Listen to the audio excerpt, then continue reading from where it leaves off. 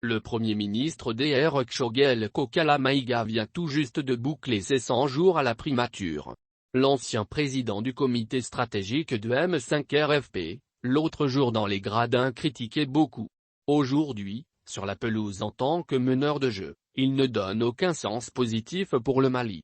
Le bilan du Premier ministre est mitigé pour le moment.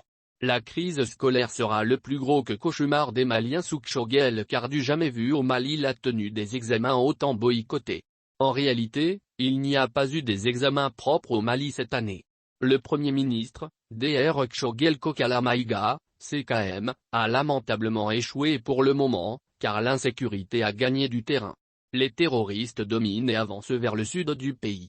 Sur le plan de réconciliation, les Maliens sont encore divisés. Il a échoué à fédérer les maximums des Maliens même s'il plaide une organisation d'assises nationales de réconciliation. Le tissu social brûle actuellement entre les filles et fils de la nation.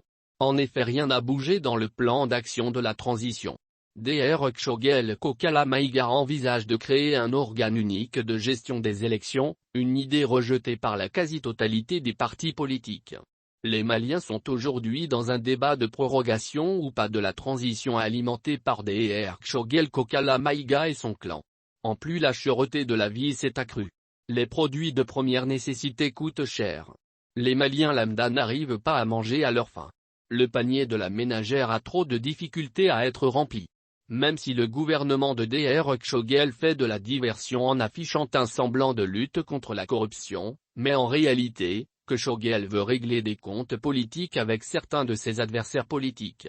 Le Front social est plus que jamais en ébullition à cause du manque de réalisme du Premier ministre et son gouvernement.